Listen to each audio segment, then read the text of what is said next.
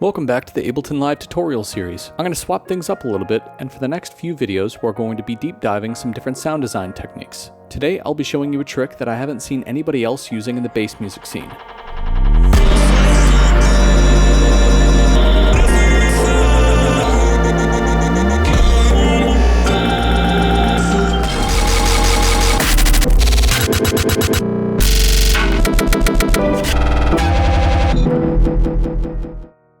But it also works beautifully for melodic elements, so don't tune out just yet if you're in a different genre. So, let's dive in and see how to create both intense bass fills and glitchy sustained chords.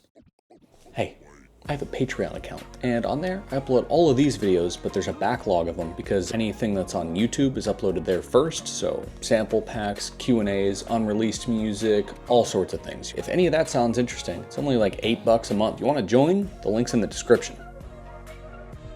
First off, let's start with a melodic section. This could be a chord progression or any other melodic element that you're working on. Once you're happy with it, you want to resample everything in this section onto a new audio track. This includes all of the melodic elements except for the drums and effects, anything that contributes to the harmony or the main tune of the track. And here's my melodic layer all recorded onto a single audio track, ready to process.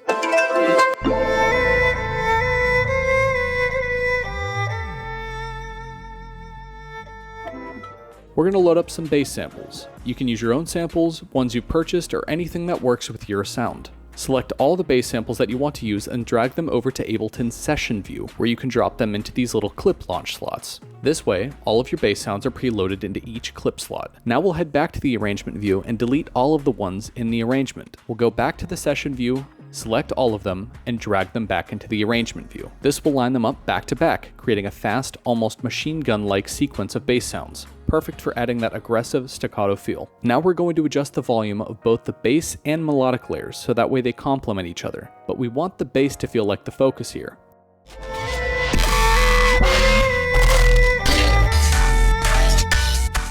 It's also important that the melodic elements are still audible. Finding that balance will make the end result sound much more cohesive.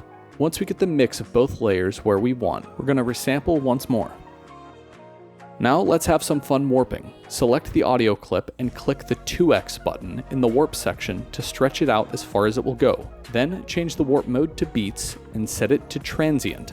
After that, change the playback mode. You can set it to forward with the double forward arrows or ping pong, which will alternate forward and backward. This setting will create those glitchy, repeating sounds by grabbing the transients in the sample and repeating them quickly. As you can hear, this creates a texture that's both chaotic and rhythmic, perfect for adding something unique to your track.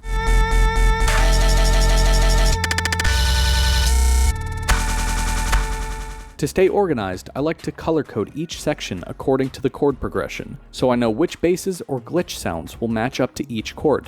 This helps prevent any clash between melodic and bass sounds later on. Now, go through and find moments in the sample that have really interesting characteristics. These can be used as filler basses or even glitchy chord sustains.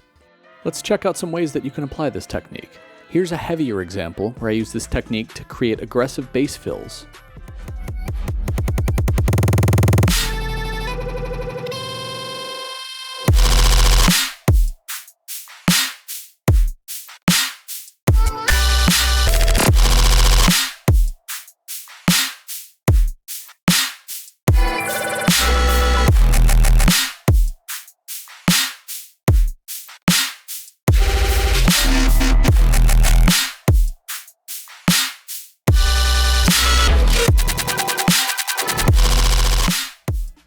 And here's a more melodic one where I use the glitchy, sustained chords for a trippy atmospheric effect.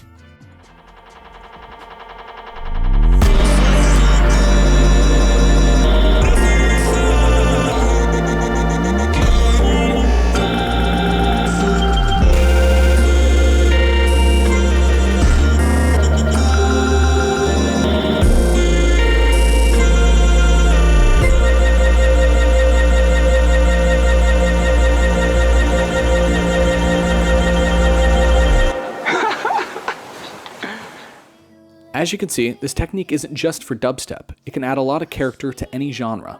And that's it for today's sound design tip. I hope this technique helps you get extra creative with your sound design, and don't forget to experiment with it to make it your own. If you enjoyed this one, Make sure you subscribe and stay tuned for the next episode, where we're going to dive into even more sound designing tricks. Thanks for watching.